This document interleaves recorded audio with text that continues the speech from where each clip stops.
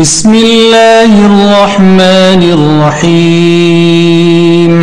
পরম করুণাময় অসীম দয়ালু আল্লাহর নামে শুরু করছি। المكتب التعاوني للدعوة والإرشاد وتوعية الجاليات بالدمام، مسيرة عمل وأمل في خدمة دين الله والدعوة إليه. تم بحمد الله افتتاح المكتب التعاوني للدعوة والإرشاد وتوعية الجاليات بالدمام.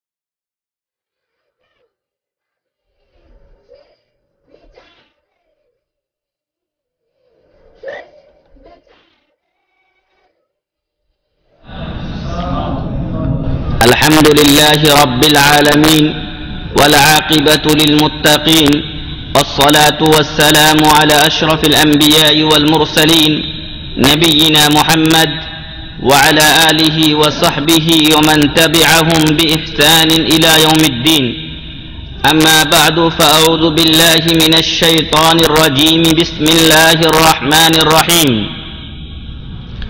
قال الله تعالى في كلامه المجيد والفرقان الحميد: ولله على الناس حج البيت من استطاع إليه سبيلا ومن كفر فإن الله غني عن العالمين.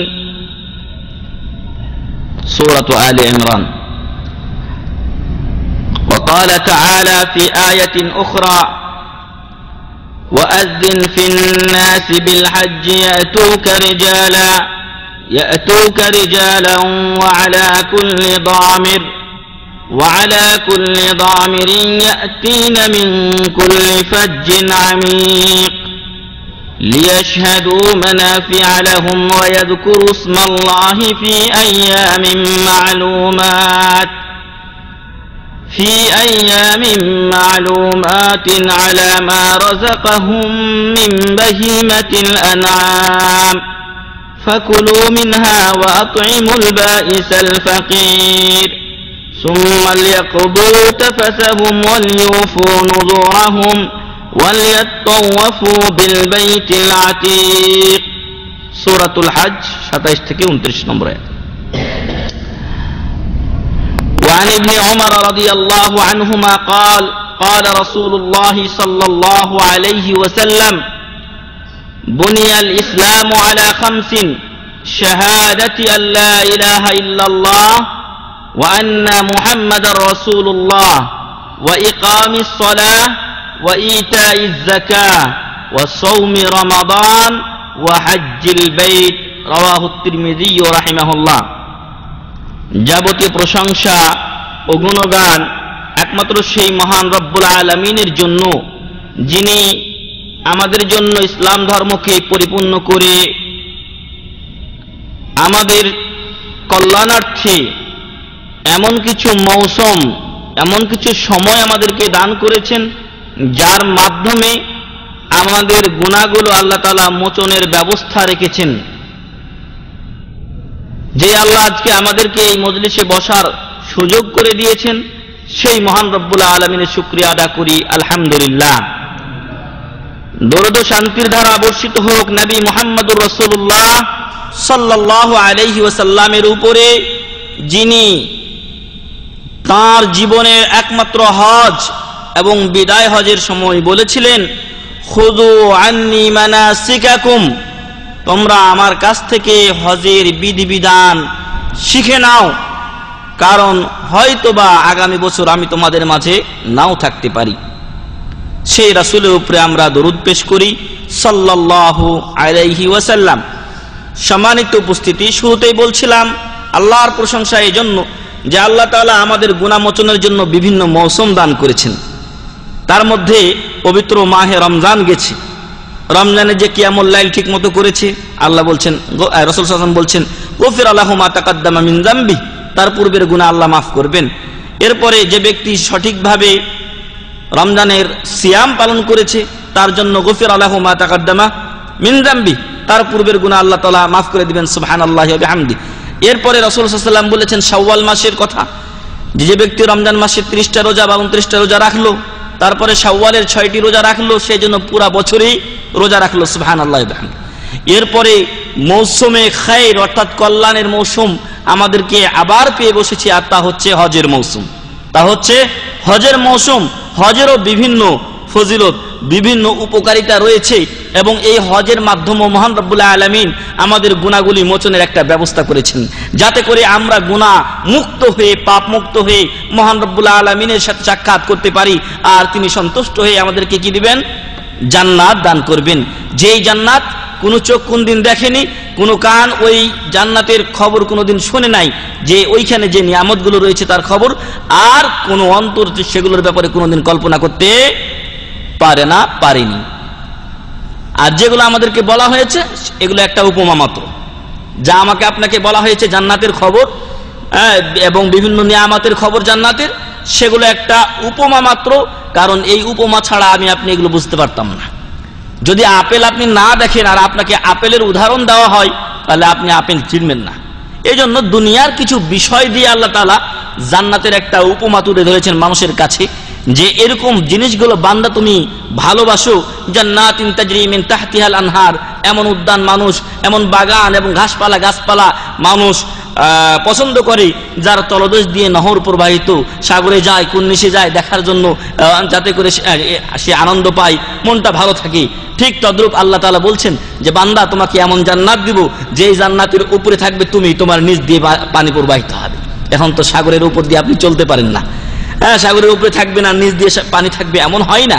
আমরা যখন ঢাকাতে দাওরা করেছিলাম, যেই দাওরা বা যেই প্রশিক্ষণ আপনার মদিনা ইসলাম বিশ্ববিদ্যালয়ের 5 জন ডক্টর গিয়ে করেছিলেন, তার মধ্যে একজন ডক্টর ওই ছাদের উপরে একটু সামান্য পানি জমেছিল, আর ওইখানে 2টা ফুলের টব ছিল। তো ওই জায়গায় গিয়ে চেয়ারটা দিয়ে পানিটাতে পা দিয়ে রাখতো, অথচ পানিটা তেমন পরিষ্কার ছিল না। কারণ কি? কারণ এই পরিবেশটা মানুষ পছন্দ করে, মানুষ আনন্দ পায় এরকম পরিবেশে। এজন্য মানুষেরা আপনার বিভিন্ন সময় সফরে এরকম এলাকাগুলোতে যায়। আল্লাহ তাআলা এই এলাকাগুলোর উপমা দিয়ে আপনাকে আমাকে বলেছেন যে বান্দা তোমাকে আমি এরকম জান্নাত দেব। তবে এই জান্নাত বা এই উপমার সাথে আল্লাহর জান্নাতের অনেক অনেক পার্থক্য, সেটা অনেক অনেক উন্নত। তো প্রিয় ভাই এবং বন্ধুগণ, যেই জান্নাত আল্লাহ তাআলা আমাদেরকে দিবেন, সেই জান্নাতের জন্য অন্যতম একটি আমল হচ্ছে আল হজ। সেই জান্নাতে যাওয়ার অন্যতম একটি আমল এবং উপায় হচ্ছে হজ। যে ব্যক্তি সঠিকভাবে সুন্দরভাবে হজ পালন করে, আল্লাহ রাসূল সাল্লাল্লাহু আলাইহি ওয়াসাল্লাম তার জন্য জান্নাতের সুসংবাদ দিয়েছেন। তাই হজ যেহেতু আমাদের সম্মুখে, এজন্য আজকে আমাদের বিষয় হলো হজ কি ও কেন। হজ কি ও কেন? অনেকে আমরা হজে যাই কিন্তু হজ কি জানি না। হয়তো এখানেও অনেকে আমরা জানি না যে হজ কি জিনিস। অনেকে হয়তো মনে করতে পারি যে কাবা শরীফে যাব, তওয়াফ সাই করব, এগুলো হজ। তো হজ এর শাব্দিক অর্থ হলো আল কাসদ, ইচ্ছা পোষণ করা। ইচ্ছা করার নাম হচ্ছে শাব্দিক অর্থে হজ। আর ইসলামী শরীয়তের পরিভাষায় হজ বলা হয় আল কাসদু ইলা মাক্কাতা লিন্নুসুকি ফি জামানিন মাখসুস। নির্ধারিত টাইমে হজের কার্যাবলী আদায়ের জন্য মক্কায় যাওয়ার নিয়ত করাকে কি বলা হয়? হজ বলা হয়। নির্ধারিত টাইমে হজের কার্যাবলী আদায়ের উদ্দেশ্যে মক্কায় যাওয়াকে বলা হয়, মক্কা যাওয়ার ইচ্ছাকে বলা হয় হজ। আল্লাহ তাআলা সেই নির্ধারিত সময়ের কথা কোরআনে বলেছেন, আল হাজ্জু আশহুরুম মা'লুমাত। হজ নির্ধারিত নির্দিষ্ট কয়েকটি মাসে ফরজ। এর আগে নিয়ত করলে চলবে না। এই হজের মাসগুলোতেই হজের নিয়ত করতে হবে। মনের নিয়ত থাকে আলাদা, কিন্তু হজের জন্য যে যাওয়ার নিয়ত, সেই নিয়তটা নির্ধারিত কয়েকটি মাসে সীমাবদ্ধ।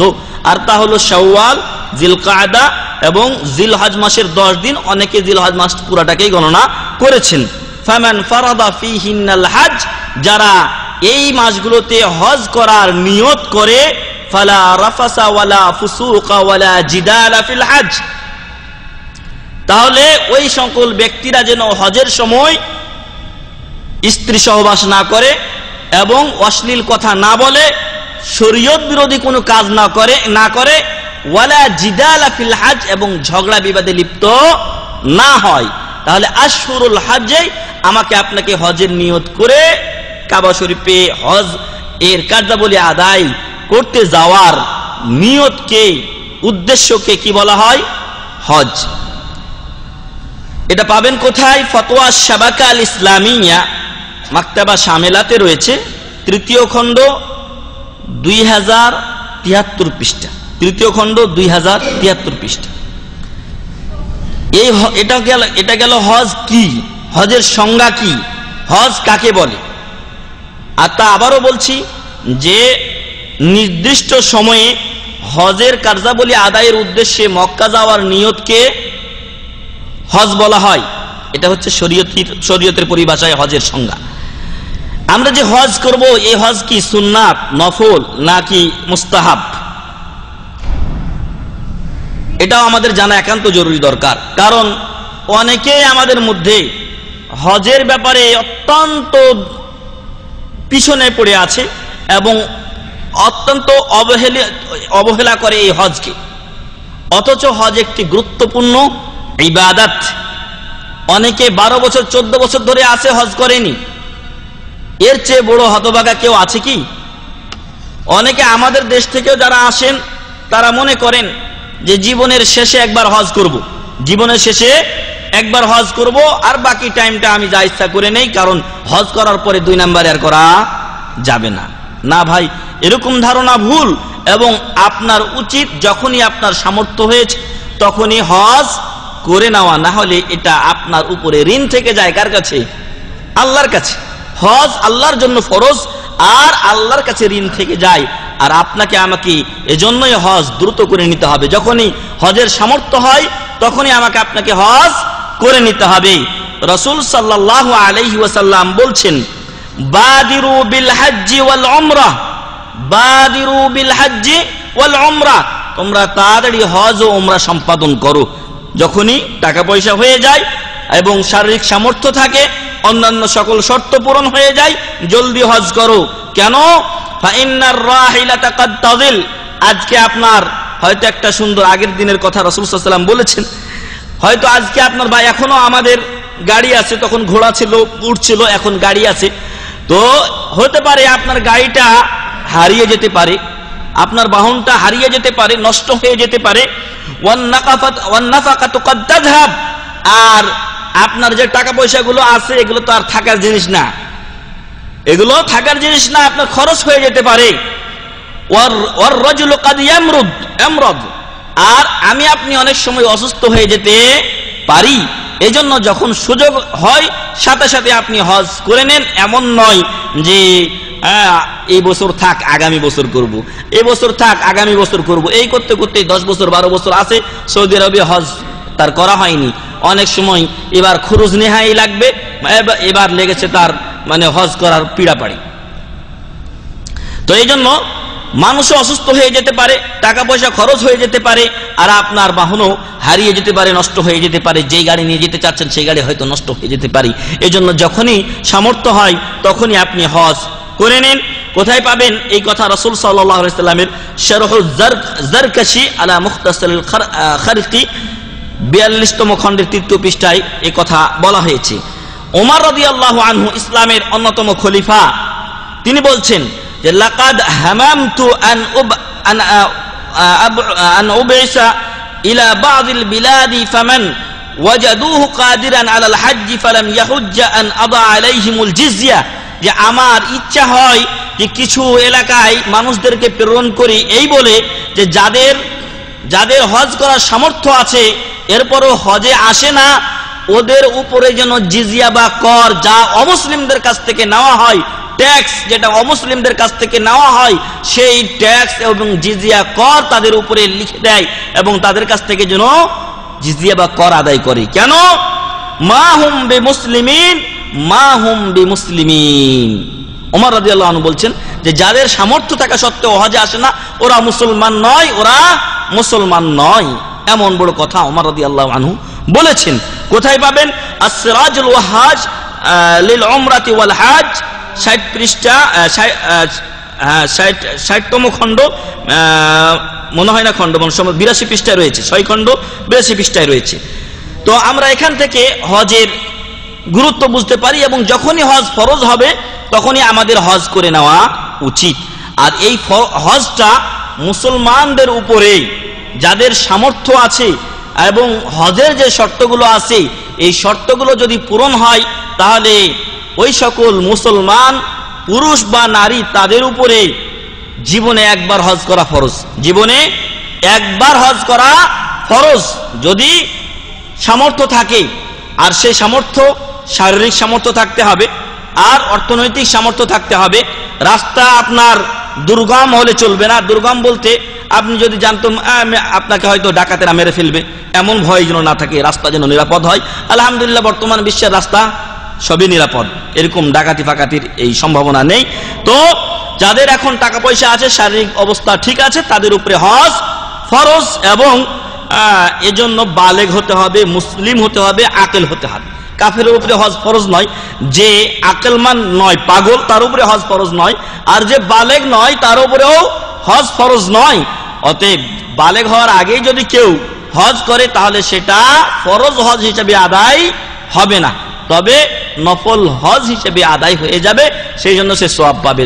পরবর্তীতে যদি তার সামর্থ্য হয় হজ করার বালেগ হওয়ার পরে, তাহলে অবশ্যই তাকে ফরজ হজ আদায় করতে হবে, কারণ তখন তার উপরে হজ ফরজই হয়নি, আর ফরজ তার পক্ষ থেকে তখন গ্রহণও করা হবে না।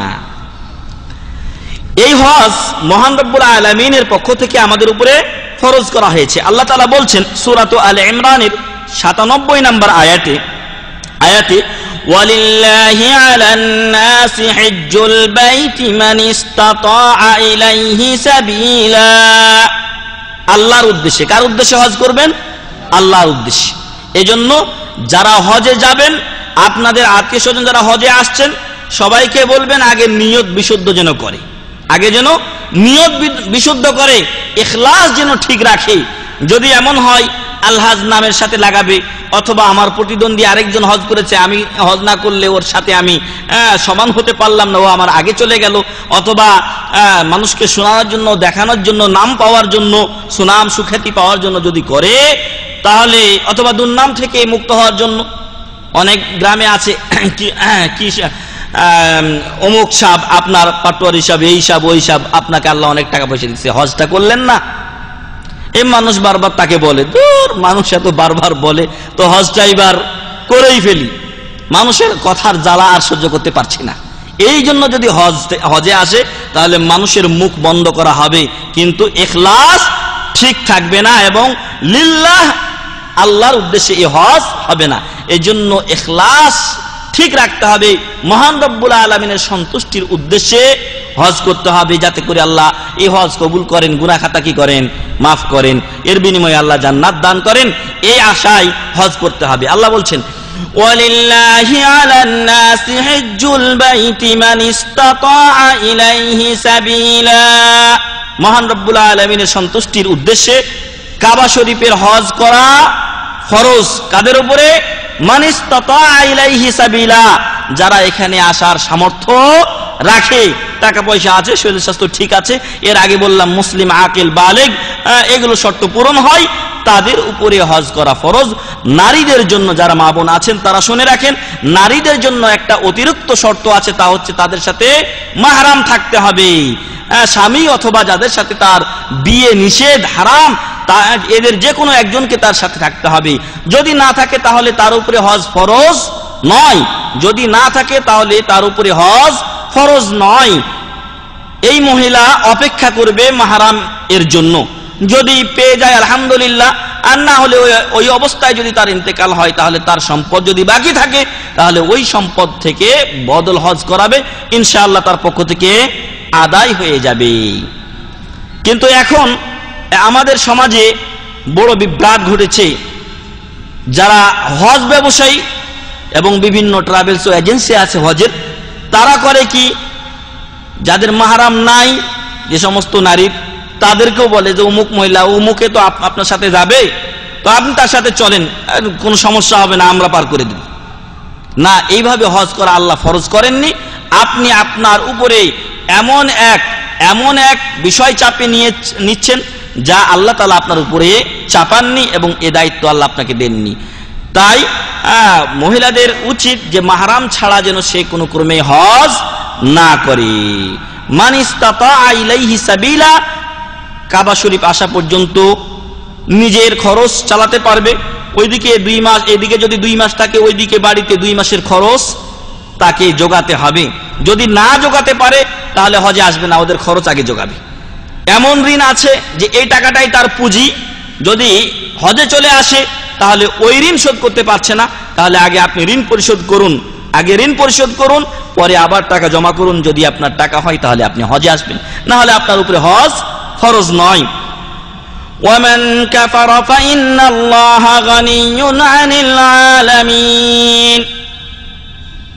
সামর্থ্য থাকার পরও যদি কেউ হজ না করে, হজ করতে অস্বীকার করে, অথবা এমনি সাধারণ কুফরি করে, আল্লাহর অবাধ্য হয়ে যায়, দিন থেকে বিমুখ হয়ে যায়, তাহলে আল্লাহ বলছেন ফাইন্নাল্লাহা গানিয়্যুন আনিল আলামিন, মহান রব্বুল আলামিন বিশ্ববাসী থেকে অমুখাপেক্ষী। সারা বিশ্বের লোকের কোনো খাবার দাবারের, কোনো ইবাদত বন্দেগীর দরকার কি আল্লাহর আছে? আল্লাহর দরকার নেই।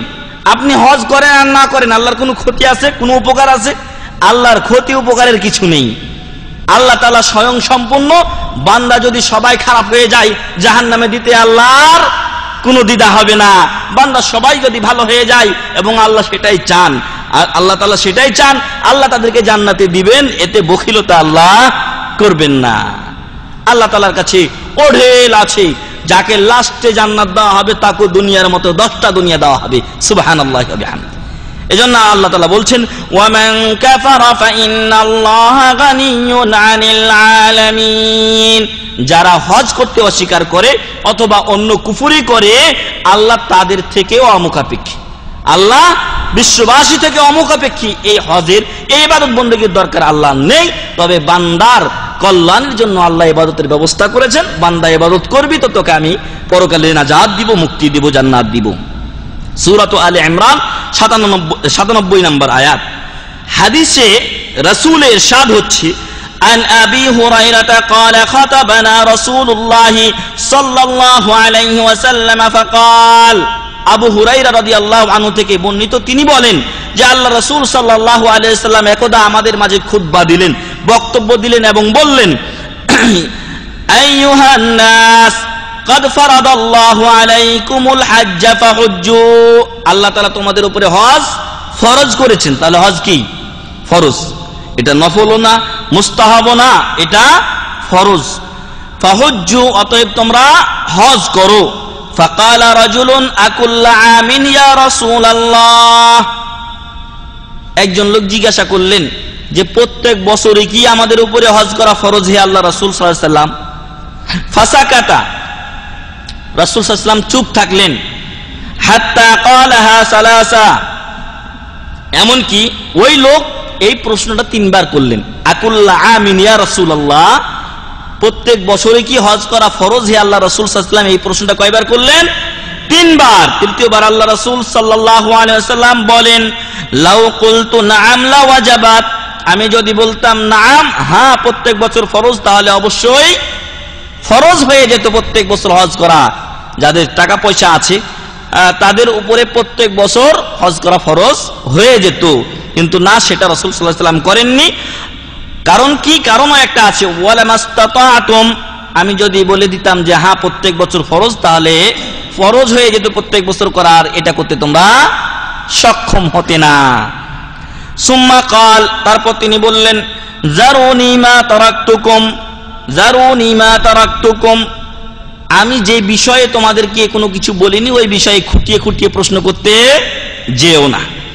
যে বিষয়ে তোমাদেরকে বলিনি, চুপ থেকেছি, সেই বিষয়ে তোমরা খুঁটিয়ে খুঁটিয়ে প্রশ্ন করতে যেও না, ওই বিষয়ে চুপ থাকো। ফাইন্নামা হালাকা মান কানা ক্বাবলাকুম বিকাসরাতি সুআলিহিম ওয়া ইখতিলাফিহিম আলা আমবিয়াইহিম, কারণ তোমাদের পূর্বে যারা ছিল তাদের ধ্বংসের অন্যতম দুটি কারণ হলো বেশি বেশি প্রশ্ন করা, বেশি বেশি প্রশ্ন করা। যে বিষয়ে প্রশ্নের দরকার নেই তারপর ঠেকানোর জন্য প্রশ্ন করে। আপনারা দাওয়াত দিতে যাবেন যখন দেশে, সহিহ আকীদার দাওয়াত এবং সহিহ আমলের দাওয়াত, তখন আপনাকে ঠেকানোর জন্য বলবে এই আপনি কোন মাদ্রাসা থেকে লেখাপড়া করছেন, আপনি কি জানেন। তারপরে বলবে এরা লামাযহাবী, আগেই বলে পাঠাবে ওইখানে কিন্তু সব ওয়াহাবী, ওইখানকার কোন কিতাব কিন্তু পড়বা না। তো এগুলো হচ্ছে বাতিলপন্থীদের দলিল। এবং এমন বিষয়ে আপনাকে প্রশ্ন করবে যেটা হয়তো আপনার জানা নেই, অথবা এমনও হতে পারে যে ওই বিষয়ে প্রশ্ন করাটাই ঠিক না। এমন কিছু প্রশ্ন আছে যা প্রশ্ন করাই ঠিক না। এজন্য আল্লাহ তাআলা বলছেন লা তাসআলু আন আশিয়া ইন তুবদা লাকুম তাসুকুম, বিভিন্ন বিষয়ে একটার পর একটা প্রশ্ন করতে থাকিও না, তবে জানার উদ্দেশ্যে আলাদা প্রশ্ন করা কোনো সমস্যা নেই। আপনার একটা বিষয় জানা নেই, আপনি জানতে চাচ্ছেন আমল করার জন্য, ভালো হলে আমল করবেন, মন্দ হলে ছেড়ে দিবেন, এতে কোনো সমস্যা নেই। কিন্তু সমস্যা কোথায়? মানুষকে ঠেকানোর জন্য অথবা যে ব্যাপারে আল্লাহ চুপ থেকেছেন সেই ব্যাপারে খুঁটিয়ে খুঁটিয়ে জিজ্ঞাসা করা, এগুলো নিষেধ।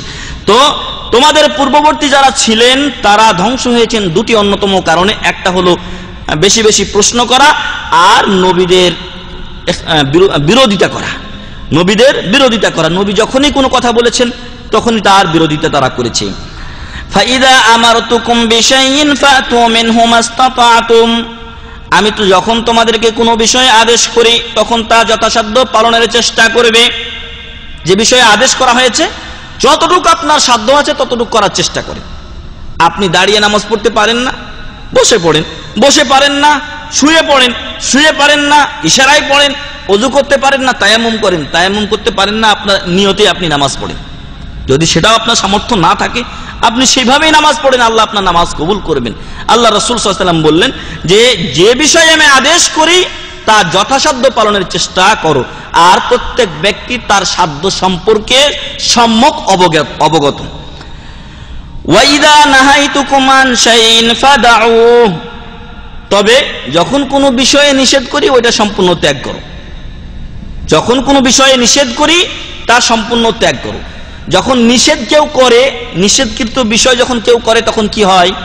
গুনাহ হয়, তখন গুনাহ হয় আর নেকির পাল্লা হালকা হতে থাকে।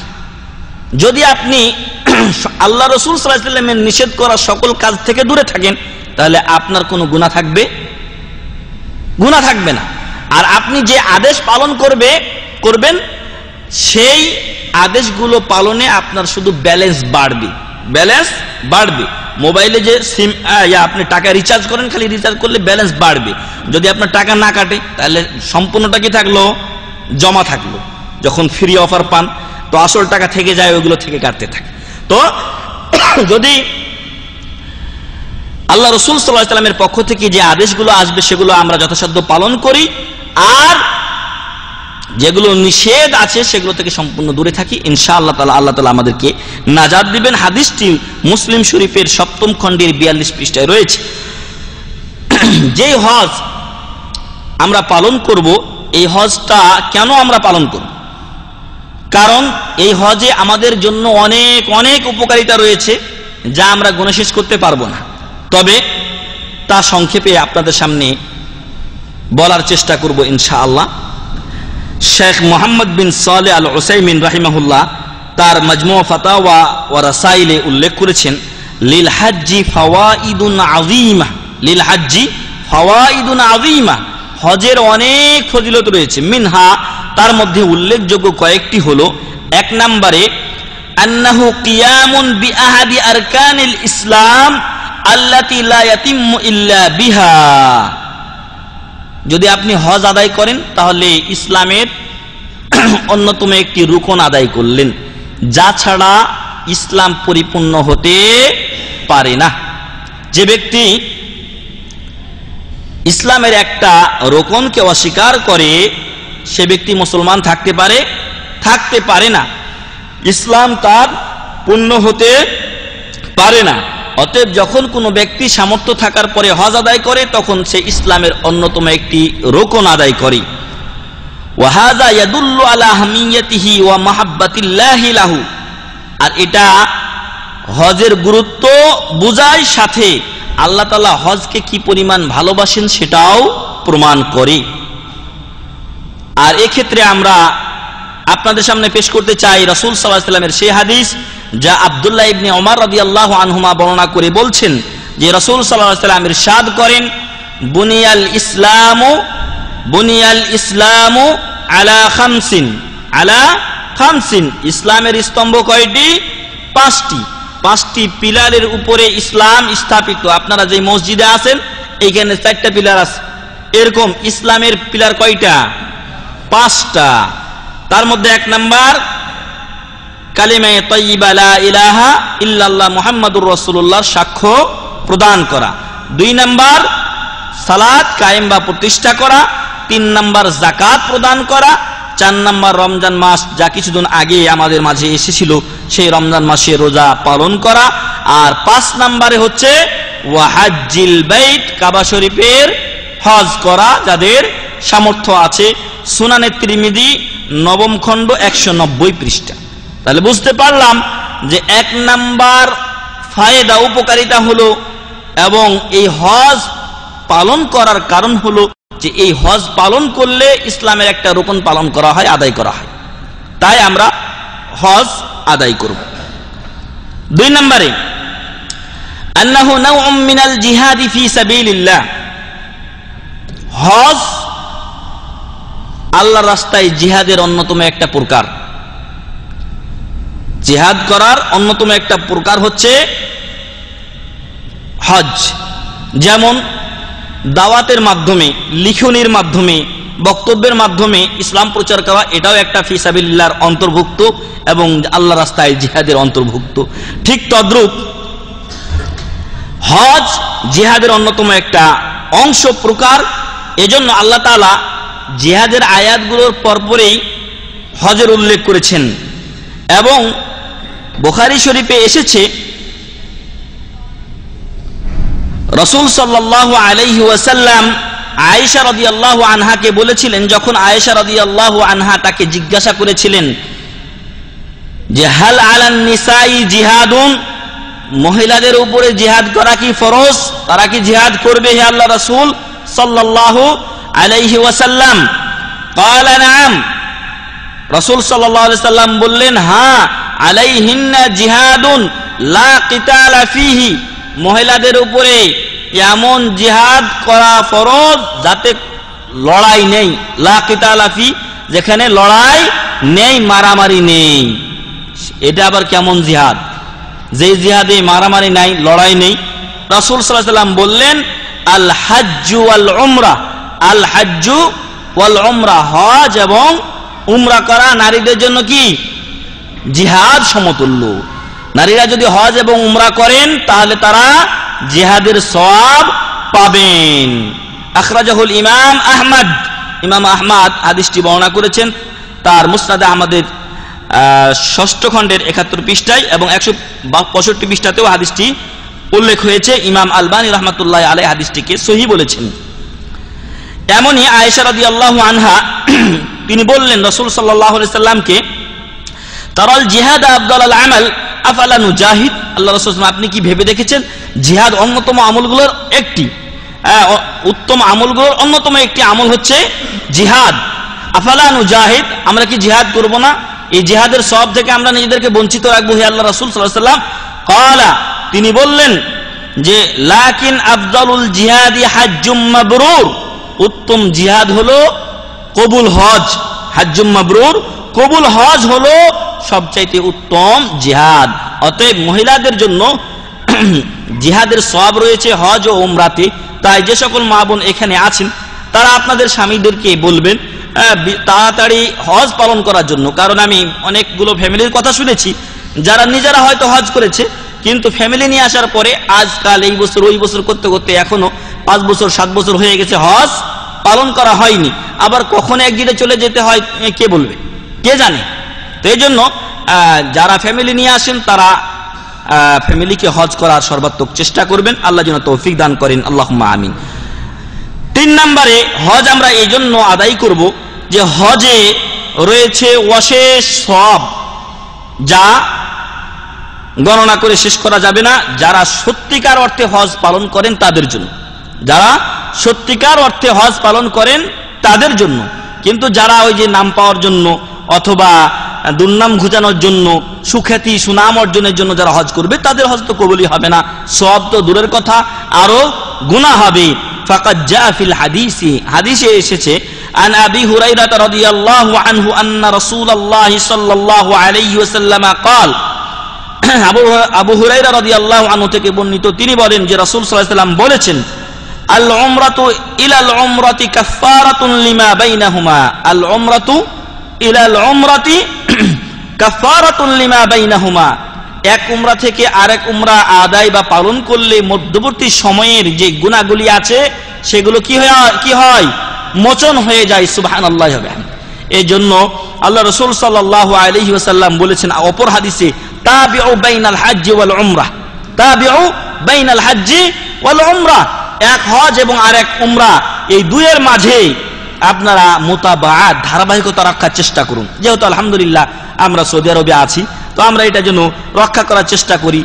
2 মাস 3 মাস পর পর অথবা যে যত বেশি করতে পারে সেই বেশি সংখ্যক উমরা হজ যেন তারা আদায় করেন। আল্লাহ যেন তৌফিক দান করেন, আল্লাহুম্মা আমিন। রাসূল সাল্লাল্লাহু আলাইহি ওয়াসাল্লাম বললেন যে এক উমরা থেকে আরেক উমরা পর্যন্ত এই মধ্যবর্তী সময়ের গুনাহগুলি এই উমরা দুইটাতে কি করবে, মাফ করে দিবে। সুবহানাল্লাহি ওয়া বিহামদিহি। ওয়াল হজ্জুল মাবরুর লাইসা লাহু জাযাউন ইল্লাল জান্নাহ, ওয়াল হজ্জুল মাবরুর লাইসা লাহু জাযাউন ইল্লাল জান্নাহ, কবুল হজের বদলা জান্নাত ছাড়া কিছুই হতে পারে না, কিছুই হতে পারে না। সুবহানাল্লাহি ওয়া বিহামদিহি। আমরা জান্নাত ছাড়া আর কি চাই? এই দুনিয়া ফানিয়া, এই দুনিয়া আজকে আছে কালকে থাকবে না। আল্লাহ বলছেন, কুল্লু মান আলাইহা ফান ওয়া ইয়াবকা ওয়াজহু রাব্বিকা যুল জালালি ওয়াল ইকরাম। সম্মানিত এবং মহিমান্বিত মহান রব্বুল আলামিন বাকি থাকবেন, অবশ্য থাকবেন, আর দুনিয়ার সবকিছুই ধ্বংস হয়ে যাবে। আর মানুষের পরকালীন জীবনই হচ্ছে আসল জীবন। সেই জীবনে যদি আমরা জান্নাত পাই আমাদের কি দরকার? আর দুনিয়ার জীবন যেখানে গল্লাই যাক, কিন্তু পরকালে যদি নাজাত পেয়ে যায় আলহামদুলিল্লাহ। সহিহুল বুখারী 6ষ্ঠ খণ্ড 274 পৃষ্ঠা। 4 নাম্বার, কেন হজ করব, কি উপকার আছে হজে? গুফরানুয যুনুবি ওয়া ইজাবাতুদ দুআ। আগেরটা আমরা পড়লাম যে জান্নাত আল্লাহ তাআলা আমাদেরকে দান করবেন। এখন আরো সুসংবাদ হচ্ছে সত্যিকার অর্থে হজ পালনকারী ব্যক্তির জন্য গুফরানুয যুনুব, গুনাহ খাতা মাফ হবে, ওয়া ইজাবাতুদ দুআ, হাজী ব্যক্তির দোয়া আল্লাহ তাআলা কি করেন, কবুল করে থাকেন।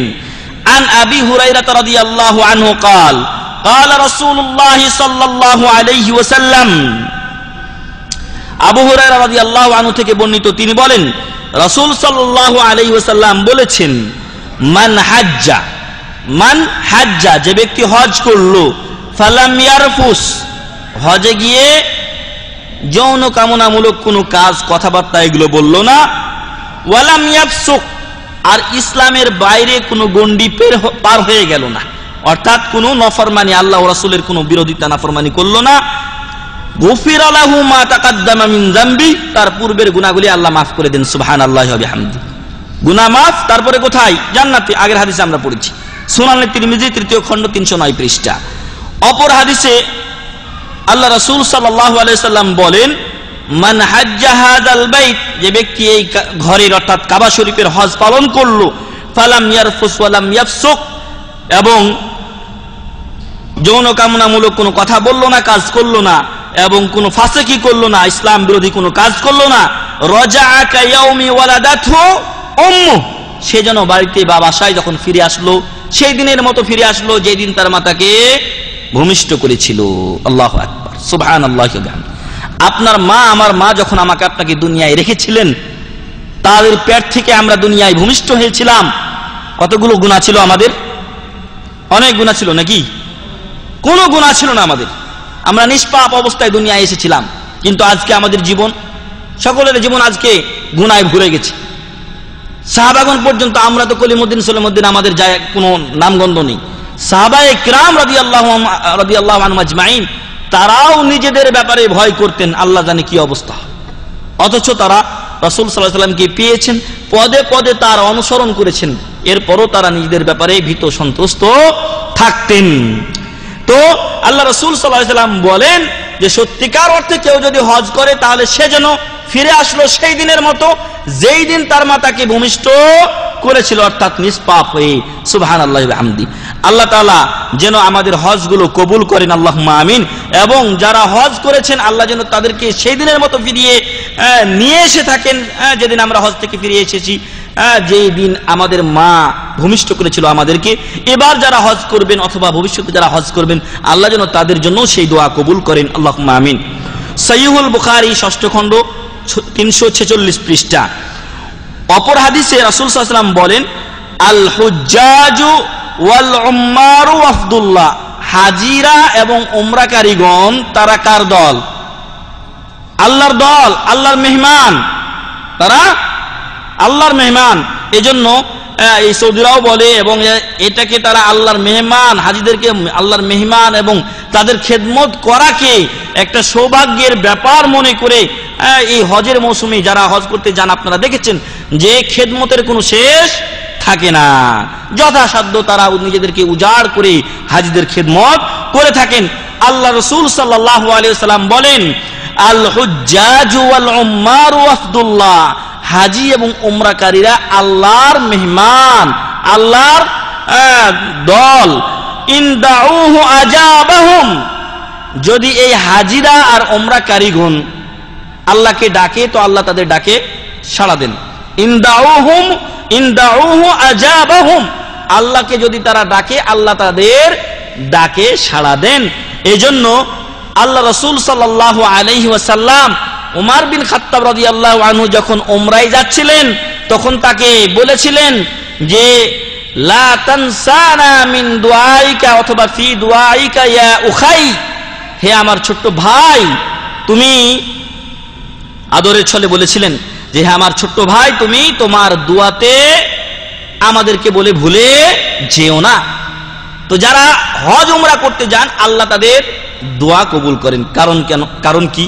কারণ এরা আল্লাহর ডাকে সাড়া দিয়েছে, আল্লাহও তাদের ডাকে সাড়া দিবেন।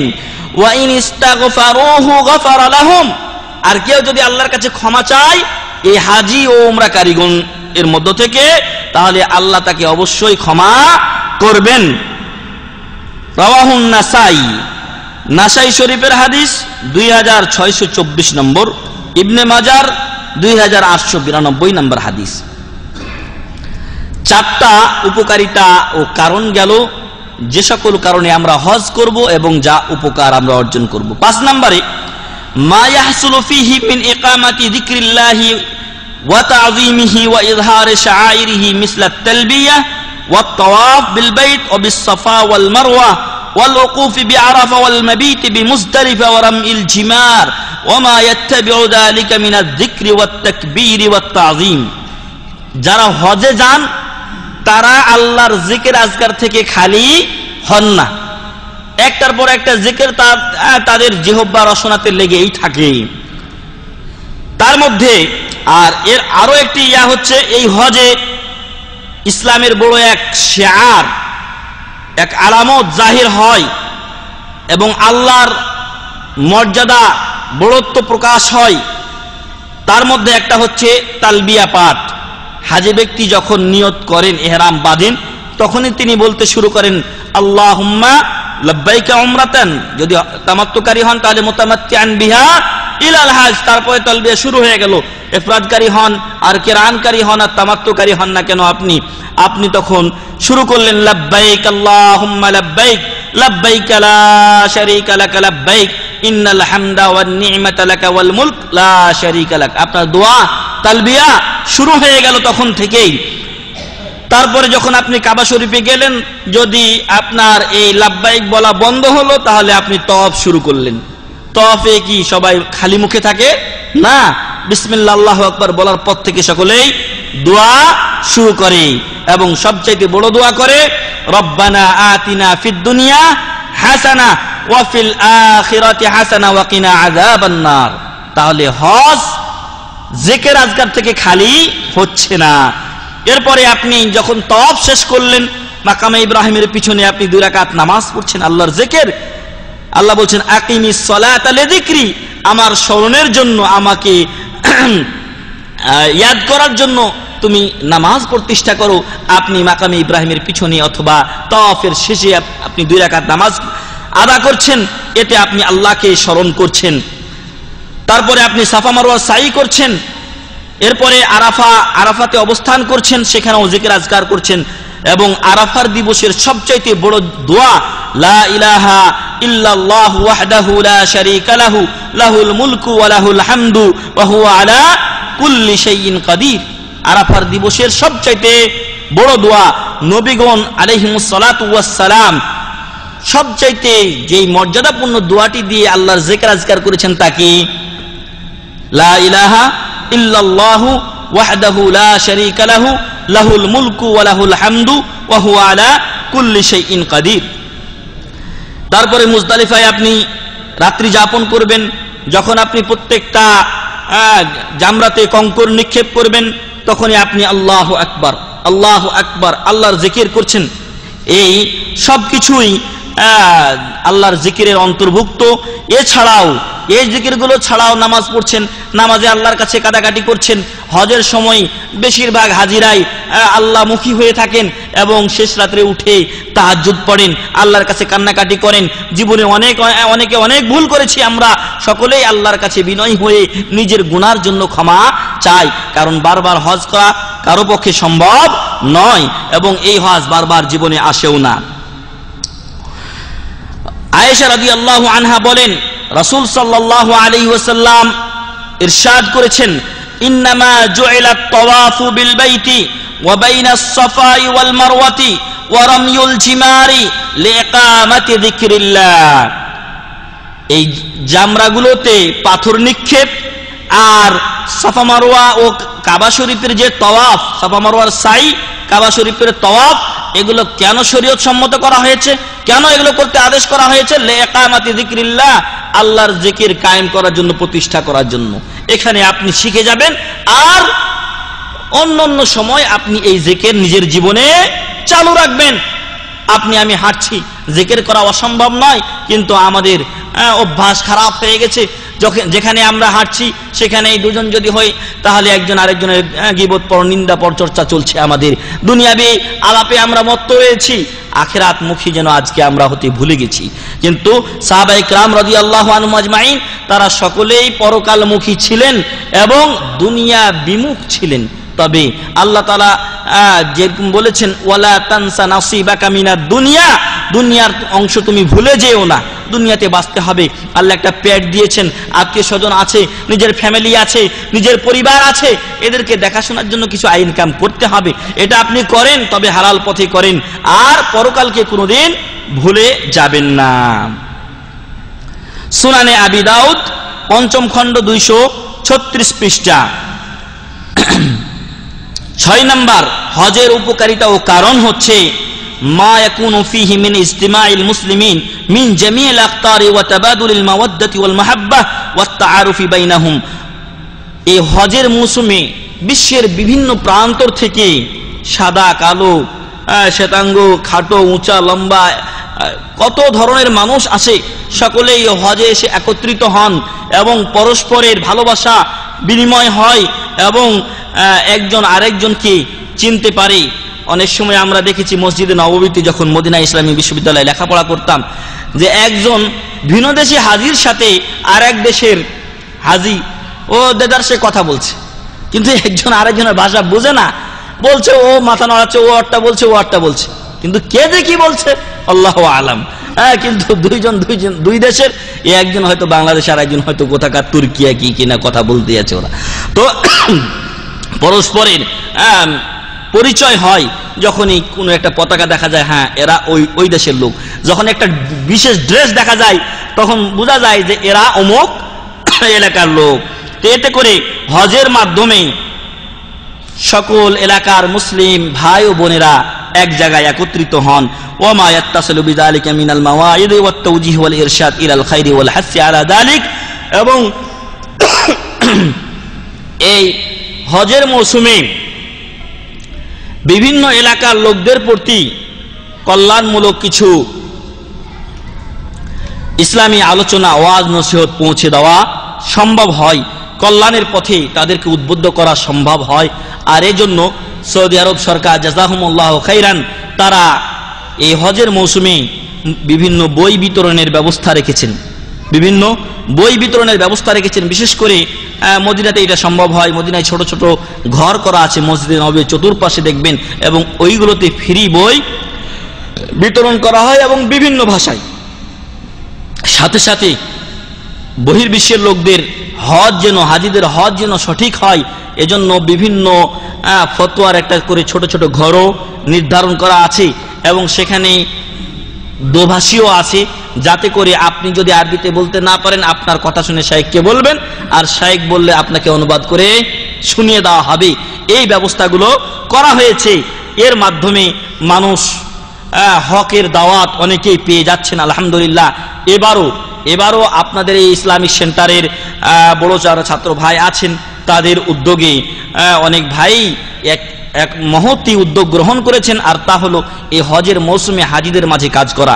কারণ যারা হাজি তারা হচ্ছে সমাজের নেতৃস্থানীয় লোক, যারা হাজি তারা হচ্ছেন সমাজের নেতৃস্থানীয় লোক, যারা মোটা মোটা লোক তারাই হজে আসেন, টাকা পয়সাওয়ালা লোকেরাই হজে আসেন। ফলে তাদেরকে যদি হকের দাওয়াতটা পৌঁছে দেওয়া যায় তো ইনশাআল্লাহ তাদের দ্বারা অনেকেই হয়তো হেদায়েত হয়ে যেতে পারেন। এজন্য তারা উদ্যোগ গ্রহণ করেছেন যে কিছু হয়তো মেমোরি যেগুলো মোবাইলে ব্যবহার করতে পারবে, এখন ভিডিও মোবাইল সব জায়গাতেই হয়ে গেছে, তো এই মোবাইলের মেমোরি, সিডি, ডিভিডি, বই ইত্যাদি এগুলো হাজিদের কাছে, বাংলা ভাষায় হাজিদের কাছে পৌঁছে দেওয়ার একটা সুবর্ণ উদ্যোগ তারা গ্রহণ করেছেন। আল্লাহ যেন তাদেরকে সাকসেস করেন, এবং যারা জানেন না তারা, যারা দায়িত্বশীল আছেন তাদের সাথে যোগাযোগ করে যদি শরীক হতে চান তাহলে সেগুলোতে শরীক হবেন। আল্লাহ তৌফিক দান করুন, আল্লাহুম্মা আমিন। 7 নম্বরে যে জন্য আমরা হজ করব এবং যে উপকার আমরা পাবো তা হলো জহুরুল মুসলিমিন বিহাযাল মাযহার আল মুওয়াহহাদ ফি জামানি ওয়াল মাকানি ওয়াল আমালি ওয়াল হাইয়া। সকল মুসলমানগণ একই লিবাসে, তাই না? সকল মুসলমানগণ একই লিবাসে, সকলেই দুইটা সাদা কাপড় পরে ইহরাম পরিধান করেন, সকলে একই জায়গাতে আছেন, সকলেই একই জায়গায় মাশাআরিল মুকাদ্দাসা পবিত্র ভূমিতে মক্কাতে সকলে অবস্থান করছেন। যে রাত্রে মুজদালিফায় সকলে মুজদালিফা, যেদিন আরাফায় থাকার কথা সকলেই আরাফাতে, আবার আরাফা মুজদালিফা শেষ করে আবার সকলে কোথায় আসে? মিনাতে চলে আসি। তো এই যে একই জায়গাতে একই লেবাসে একই কাজ সবাই করে যাচ্ছে, এতে করে মুসলমানদের একটা শক্তির বহিঃপ্রকাশ হচ্ছে, মুসলমানদের ঐক্যের একটা প্রকাশ হচ্ছে। যদিও আমরা এখন নেতৃত্বে এক হতে পারছি না, কিন্তু আমাদের আমল কি আছে? এক আছে। فكلهم يقفون في المشاعر بزمن واحد وعملهم واحد وهيئتهم واحدة إزار ورداء وخضوع وذلك بين يدي الله عز وجل। এবং সকলেই নিজ নিজ ভাষায় নিজের ইলম অনুযায়ী মহান রব্বুল আলামিনের কাছে নিজের কাকুতি মিনতি কি করছেন? পেশ করছেন। আপনি কোন হাজিকে দেখে তো আশ্চর্য হয়ে যাবেন। আমরা এখানে মনে হয় ফজলুর রহমান ভাই আছেন, ওনার সাথে যেবার হজে গেলাম তো একটা দল মনে হয় আমানি না কোন সিরিয়া কোন দল জানি না, এত জোরে জোরে চিৎকার করে দোয়া করছে সূর্য ডুবার আগ মুহূর্তে। ওদের কি আল্লাহর কাছে মানে কাকুতি মিনতি, যে দোয়াগুলো করছে মনে হচ্ছে আল্লাহকে জোর করে ধরিয়ে দিবে তাদের দোয়া। তো সকলেই নিজের অনুনয় বিনয় এবং নিজের একাগ্রতা আল্লাহর কাছে পেশ করছেন, যাতে করে তার হজ, তার দোয়া আল্লাহ তাআলা কি করেন? কবুল করেন। 8 নম্বরে মা ইয়াহসুলু ফিল হজ্জি মিন মাওয়াসিবিল খাইরি আদ-দীনি ওয়াদ-দুনিয়াবি ওয়া তাবাদুলিস মাসালিহ বাইনাল মুসলিমিন ওয়া লিযালিকা ক্বালা আল্লাহু তাআলা। এই হজে মানুষেরা দ্বীনি এবং দুনিয়াবি উভয় উপকার গ্রহণ করে থাকেন। এই হজের মাধ্যমে মানুষেরা দিন দুনিয়া উভয় প্রকার উপকার পেয়ে থাকেন। যারা হজ কাফেলা যাদের আছে তারা এই হজের মাধ্যমে উপকৃত হচ্ছেন। যে মক্কাতে মদিনাতে যে হোটেলগুলো আছে তারা এই হজের মাধ্যমে উপকৃত হচ্ছেন। কিছু লোক আছেন যারা এই হজের মৌসুমে ব্যবসা বাণিজ্য করছেন, হজও করছেন, ব্যবসা বাণিজ্যও করছেন। হজের সাথে হজের কাজ ঠিক রেখে ব্যবসা বাণিজ্য করা জায়েজ না? জায়েজ, জায়েজ। যদি হজের কাজ আপনি ঠিক রাখেন, সাথে ব্যবসা বাণিজ্য করেন, জায়েজ, তাহলে আপনি অর্থনৈতিকভাবে উপকৃত হচ্ছেন, আর সাথে আপনার দিনই উপকার হচ্ছে। আপনি পবিত্র হজ পালন করছেন এবং আপনার গুনার জন্য আল্লাহর কাছে ক্ষমা চাচ্ছেন, আপনার দিন দুনিয়া ইহকাল এবং পরকালের উন্নতি আল্লাহর কাছে কামনা করছেন। এই জন্য আল্লাহ তাআলা বলছেন, এই খেতাব, এই সম্ভাষণ, এই সম্বোধন ছিল ইব্রাহিম আলাইহিস সালামের জন্য। আল্লাহ তাকে বলছিলেন যে ওয়াআযিন ফিন-নাসি বিল-হাজ্জি ইয়াতুকা রিজালা ওয়াআযিন ফিন-নাসি বিল-হাজ্জি ইয়াতুকা রিজালা ওয়া আলা কুল্লি দামিরিন ইয়াতিনা মিন কুল্লি ফাজ্জিন আমিক। হে ইব্রাহিম আলাইহিস সালাম, আপনি মানুষদের মাঝে হজের এলান ঘোষণা করেন, তাহলে মানুষেরা কি করবে? ইয়াতুকা, আপনার কাছে আসবেন, রিজালান, পায়ে হেঁটে, ওয়া আলা কুল্লি দামিরিন, এবং জীর্ণ শীর্ণ উটের উপরে চড়ে, অর্থাৎ দূর দূরান্ত থেকে আসার কারণে উটের অবস্থাও কি হবে? খারাপ হয়ে যাবে। ইয়াতিনা মিন কুল্লি ফাজ্জিন আমিক, তারা আসবে গহীন প্রত্যন্ত অঞ্চল থেকে। আমিক মানে গভীর, আর এখানে অর্থ হবে বাইদ, দূর দূরান্ত থেকে তারা জীর্ণ শীর্ণ উটের উপরে এবং পায়ে হেঁটে এই কাবা শরীফে হজ পালন করার জন্য আসবে। একটু খেয়াল করে দেখেন তো, যে আমাদের ওই দক্ষিণাঞ্চল, আমি এমন এলাকায় গেছি যখন বাংলাদেশে চাকরি করতাম, রাঙ্গামাটি ওই এলাকায়, আপনার মনে হয় সম্ভবত 15 বা 20 কিলোমিটার রাস্তা হবে। এই 20 কিলোমিটার রাস্তা এই আপনার নৌকা বা এই যে মেশিন চালিত নৌকাগুলোতে যেতে হয়, এবং তাতে 7 ঘন্টা সময় লাগে। 7 ঘন্টা সময় লাগে। সকালে আপনি উঠবেন, বিকালে আপনাকে গিয়ে নামাবে। 8টার সময় উঠবেন, 3টা বা 4টার সময় আপনাকে নামাবে। তাহলে হিসাব করে দেখেন কোন গহীন অঞ্চল থেকে। ওইখান থেকে ওই একটা লোক, আমি গেছিলাম, ওখানে দেখা হয়েছে, ওখানে কিছু আহলে হাদিস সালাফি আছেন 12-14 ঘর, তো সেখানে মসজিদ তৈরি করার জন্য গেছিলাম। ওইখানকার এক লোক হজ করতে এসেছেন, কি করে আমার নাম্বার সংগ্রহ করে মদিনাতে এসে আমার সাথে দেখা করেছেন। আল্লাহু আকবার। একটু আগে আমরা বলেছি যে হজে মানুষের মাঝে পরস্পর একটা পরিচয় হয়, কিন্তু ওইখানে প্রয়োজনের খাতিরে আমি ঘটনাটা উল্লেখ করছি। ওইখানে এমন অবস্থা হয়েছিল যে আপনার টাকা দেওয়া হয়েছিল। শেখ আকরামুজ্জামান বিন আব্দুস সালাম বাংলাদেশে একজন সালাফি আলেম আছেন, তো ওনার কাছে এসে তারা দরখাস্ত করলো যে আমাদের এই 12-14 ঘর সালাফিদের জন্য একটা মসজিদ দেন। আর উনি ছিলেন জমিয়তে হেয়াউত Turath al Islami al Kuwait, revival of Islamic heritage society কুয়েতের একটা সংস্থা ছিল, সেখানে উনি দাওয়া বিভাগের ডাইরেক্টর হিসাবে ছিলেন, আর আমি ছিলাম মসজিদ ভিজিটর। তো উনি বললেন যে এখানে তো বড় মসজিদ দেওয়া যাবে না, কারণ 12-14 ঘরের 30টা লোক হবে, যদি 3টা করে লোক ধরেন তাহলে 3 বারং 36টা লোক হবে। তো 36টা লোককে তো একটা 5 লাখ 7 লাখ টাকার মসজিদ দেওয়া যায় না। তো উনি একটা হঠাৎ করে মসজিদ পেলেন ছোট, অর্থাৎ অত নিচে হবে 5 ইঞ্চি ওয়াল, উপরে হবে টিন, 1 লাখ টাকা। তো উনি বললেন ওদেরকে ডেকে যে যদি এটা আমাদের ইঞ্জিনিয়ার যাইতে আসতেই খালাস, আর ইঞ্জিনিয়াররা তো কিছু ডান বাম হতেই পারে। তো বললেন যে আপনারা এই টাকাটা নিয়ে যান, আপনারা মসজিদ করে ফাতুরা এবং ছবি জমা দিবেন, খালাস। কিন্তু ওরা গিয়ে করলো কি, ভূমিকম্প নাকি হয়েছে, কি করেছে, মাটির তলে কিছু ইট বেশি পুঁতে দিয়ে টাকা শেষ করছে। এরপর আমাকে পাঠানো হলো এই বাকি কাজ সম্পাদনের জন্য, এবং ওই টাকার কিছু অংশ বিভিন্ন জনের কাছে পড়ে আছে। ওই টাকাগুলো আমাকে সংগ্রহ করতে হলো, এবং কিছু টাকা আমাকেও দেওয়া হয়েছিল। সেই টাকাগুলো দিয়ে সেখানে মসজিদে কোনো রকম করে এসেছিলাম। আর ওইখানে এক মহাবিপদ হয়েছিল, সেখানে ছিল এই জিএমবির যে আছে, বেশি বুঝে ইসলাম, এই জিএমবির একটা দল ছিল। তো হঠাৎ করে যে লোকের সাথে আমার মদিনায় দেখা হয়েছে, এই লোক একদিন আমাকে জিজ্ঞাসা করছে, ও কিন্তু জিএমবির সদস্য, জিএমবিকে টাকা দেয়। আমি হঠাৎ করে একদিন মসজিদে বসে আছি, অবসর টাইমটা ওখানে একটা মসজিদ ছিল, সেই মসজিদে বসে থাকতাম বা কোরআন তেলাওয়াত করতাম। তো ওই লোক এসে আমাকে জিজ্ঞাসা করছে, আমি তখন মদিনা পড়া না, দেশের দাওরা হাদিস পাস, তো আমাকে জিজ্ঞাসা করছে এই ব্যাপারে, এইটা ব্যাপারে আপনি কি বলেন। বললাম না, এগুলো করা তো ঠিক না, এই বম্বিং ফং বলে ইসলামের দুর্নাম করা, এবং যেখানে সেখানে নিরাপরাধ লোকগুলোকে মেরে ফেলে দেওয়া, ছোট বাচ্চা যার কোনো দোষী নেই, আপনি তাকে বোমা মারলেন, 5 জন উড়ে গেল, তো এটা এদের দায়িত্ব গ্রহণ করবে কি? আমি তো আর জানি না যে এই বেচারা এই দলে ঢুকে আছে।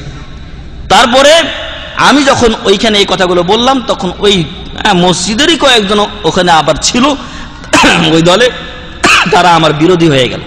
মসজিদ করা এবার আমার জন্য কঠিন হয়ে গেল। শেষমেশ আমাকে তল্পা নিয়ে চলে আসতে হয়েছিল। তো মসজিদ পরে আরেকজন গিয়ে কমপ্লিট করেছিল। তো যেই লোকদের কাছ থেকে আমাকে নিজের জীবন নিয়ে চলে আসতে হয়েছিল, কারণ এমনও রিস্ক হয়েছিল যে হয়তো মেরে ফেলতে পারে, তো এরকম ভয় একটা হওয়ার পরে আমি ওখান থেকে চলে এসেছিলাম কৌশলে, যে আমি জিনিসপত্র কিনতে যাচ্ছি এই শহরে। আর সেটা বললাম একটু আগে যে আপনার 15-16 কিলোমিটার রাস্তা, 7 ঘন্টা লাগে লঞ্চে যেতে। তো ওইখানে যাওয়ার পরে আমি তখন আস্তে করে ঢাকা টান দিলাম এবং বললাম যে ভাই শেখ আকরামুজ্জামান সাহেব, আমি আর যেতে পারবো না, অন্য কাউকে দিয়ে আপনি কাজ কমপ্লিট করেন।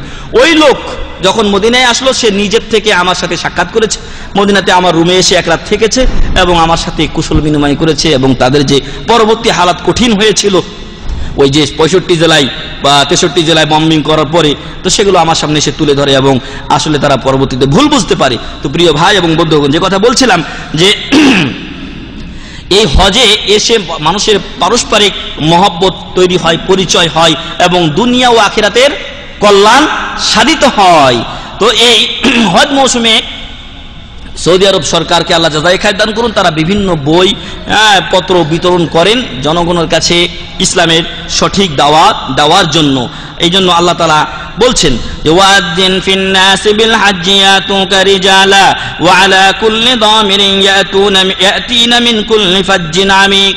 প্রত্যন্ত অঞ্চল থেকে আসবে, যেখানে আমি বললাম এই প্রত্যন্ত অঞ্চল এবং এরও থেকে গহীন অঞ্চল, এরও গহীন অঞ্চল থেকে হাজিরা আগমন করছেন। লিয়াশহাদু মানাফিআ লাহুম, কেন? যাতে করে তারা তাদের উপকার হওয়ার জিনিসে হতে পারে, শরীক হতে পারে, যাতে করে তারা উপকারে লাভে অংশগ্রহণ করতে পারে। ওয়ায়াজকুরু ইসমাল্লাহি ফি আইয়ামিন মা'লুমাত, এবং আল্লাহর জিকির আজকার করে নির্দিষ্ট কিছু দিনে। আলা মা রাযাকাহুম মিন বাহিমাতিল আনআম, কিসের উপরে? আল্লাহ তাদেরকে চতুষ্পদ জন্তু, এবেল, বাকার, গানাম, উট, গরু, ছাগল, এই যে জন্তুগুলো আল্লাহ তাআলা তাদেরকে দিয়েছেন, এর উপরে। অর্থাৎ যখন এই হাজী সাহেবগণ হাদি জবাই করেন, হজের যে পশু জবাই করেন, তখন কি বলেন? বিসমিল্লাহ, আল্লাহু আকবার। আইয়ামে তাশরিকের এই দিনগুলোতে, কুরবানির দিনে তারা আল্লাহর জিকির আজকার করেন, আল্লাহর নামে এই মক্কাকে ভরে তোলেন। ফাকুলু মিনহা, আল্লাহ বলছেন অতএব তোমরা নিজেদের এই দুনিয়াবি ও আখিরাতের উপকারে অংশগ্রহণের পরে যখন গরু, পশু ইত্যাদি জবাই করলে, তখন নিজেরা সেখান থেকে খাও। ফাকুলু মিনহা, নিজেরা সেখান থেকে খাও। ওয়া আতইমুল বাইসাল ফাকির, এবং যারা অত্যন্ত দরিদ্র তাদেরকেও সেখান থেকে খেতে দাও। এরপরে বলছেন সুম্মা লিয়াকদু তাফাসাহুম ওয়া লিউফু নুযুরাহুম ওয়া লিয়াতাওয়াফু বিল বাইতিল আতীক। এরপর যেন যখন আপনার জামরাকে মারা হয়ে গেল, কুরবানি করা হয়ে গেল, এরপর যেন তারা কি করে? নিজেদের মাথার যে ময়লা আবর্জনা আছে, চুল যেন তারা সরিয়ে ফেলি। এবং 2 দিন 3 দিন থেকে হয়তো গোসল করতে অনেকেই পারে না, এই আরাফা, মুজদালিফা ইত্যাদি জায়গাতে ঘোরার কারণে তারা যেন গোসল করে নিজেদের ময়লা দূর করে। আর যদি কোনো রকম নজর করে থাকে, তারা যেন সেই নজর পূর্ণ করে। এবং পুরাতন গৃহ, সবচেয়ে পুরাতন গৃহ কোনটি? কাবা শরীফ। এই কাবা শরীফের জন্য তারা তওয়াফ করে, অর্থাৎ তওয়াফে ইফাদা, যেটি হজের রুকন, যা ছাড়া হজ পূর্ণ হবে না, সেই তওয়াফ যেন তারা করে এবং সাফা মারওয়ার সাই করে। সূরাতুল হজ 27 থেকে 29 নম্বর আয়াত পর্যন্ত। ওয়া হাযা ইয়াউমু মানাফিআদ দ্বীন ওয়াদ দুনিয়া, এর মাধ্যমে হাজী ব্যক্তি দিন দুনিয়া উভয় প্রকার উপকার গ্রহণ করে থাকেন। যারা সাইক ড্রাইভার যাচ্ছেন, উনি যদি হজ করেন, সমস্যা আছে? কোনো সমস্যা নেই, উনি হজও করলেন, টাকাও পাবেন, আর দুনিয়া ও আখিরাত তার দুটাই অর্জিত হলো। 9 নম্বরে মা ইয়াহসুলু মিনাল হাদায়া আল ওয়াজিবা ওয়াল মুস্তাহাব্বা মিন তাযীম হুরমাতিল্লাহ ওয়া তানাউম বিহা আকলান ওয়া হিদাআন ওয়া সাদাকাতান লিল ফুকারা। এখানে অনেকেই যে পশু জবাই করে, যেটা কুরবানি হজের দিচ্ছে, সেটা তো ওয়াজিব, সেটা অবশ্যই দিতে হবে। অনেকে মুস্তাহাব অনেক সময় কুরবানি করছেন, তারপরে এখান থেকে খাচ্ছেন। এবং এই গোস্তগুলো আমার আপনার দেশে যায় কিনা বলেন তো? এগুলো বিশ্বের বিভিন্ন গরিব রাষ্ট্রগুলোতে পরবর্তীতে সরকার বিতরণ করে থাকেন।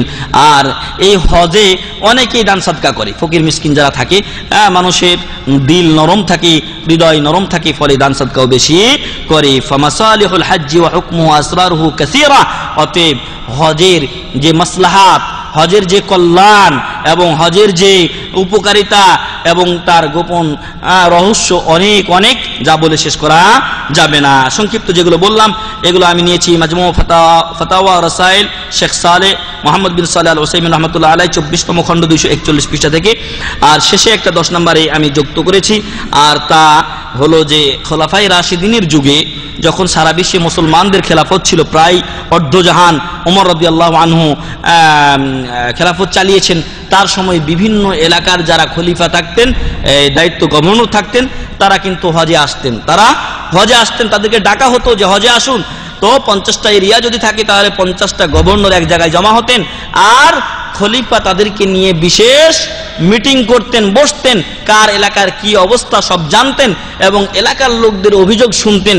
যদি কোনো গভর্নরের বিরুদ্ধে অভিযোগ থাকতো তাহলে ওই গভর্নরকে যদি মনে করতেন যে এ থাকার যোগ্য না, তাহলে তাকে অপসারণ করতেন আর সেই জায়গায় নতুন করে দায়িত্বশীল নিয়োগ করতেন। এটা ছিল তখনকার কথা, যখন মুসলমানদের ঐক্য মিয়ামিয়া ছিল, যখন মুসলমানদের ঐক্য মিয়ামিয়া 100% ঠিক ছিল তখনকার কথা।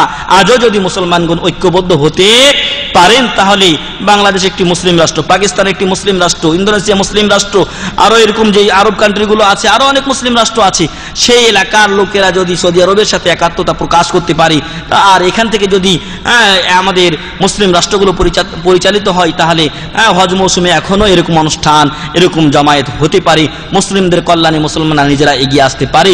তো এছাড়াও আরো অনেক হজের উপকারিতা রয়েছে এবং এ সকল কারণে যাদের সামর্থ্য আছে তারা যেন দ্রুত হজ পালন করেন। আল্লাহ তাআলা যেন আমাদের সকলকে খালিস লিওয়াজহিল্লাহ, আল্লাহর সন্তুষ্টি অর্জনের উদ্দেশ্যে হজ করার তৌফিক দান করেন, আল্লাহুম্মা আমিন। আল্লাহ যেন আমাদের হজ কবুল করেন, আল্লাহুম্মা আমিন। আল্লাহ যেন আমাদেরকে হজ কবুলের বা কবুল হজের যে সওয়াব, জান্নাত ছাড়ার কিছু নাই, তা অর্জনের তৌফিক দান করেন, আল্লাহুম্মা আমিন। এবং হজকারী ব্যক্তি নিষ্পাপ হয়ে ফিরে আসে ছোট শিশুর মতো, বাচ্চার মতো, আল্লাহ যেন আমাদেরকে হজ করে সেরকম নিষ্পাপ করে দেন, আল্লাহুম্মা আমিন। এবং যদিও আমরা হজে অনেকেই যাব না, আল্লাহ যেন আমাদের সকলেরই গুনাহ খাতা মাফ করে দিয়ে আমাদেরকে নিষ্পাপ করে দেন, আল্লাহুম্মা আমিন। ওয়া আখিরু দাওয়ানা আলহামদুলিল্লাহি রাব্বিল আলামিন ওয়া সাল্লাল্লাহু আলা নাবিয়িনা মুহাম্মদ ওয়া আলা আলিহি ওয়া সাহবিহি আজমাইন। আসসালামু আলাইকুম ওয়া রাহমাতুল্লাহি ওয়া বারাকাতুহু। সুবহানাকাল্লাহুম্মা ওয়া বিহামদিকা আশহাদু আল্লা ইলাহা ইল্লা আনতা আস্তাগফিরুকা ওয়া আতুবু ইলাইক। আসসালামু আলাইকুম ওয়া রাহমাতুল্লাহি ওয়া বারাকাতুহু।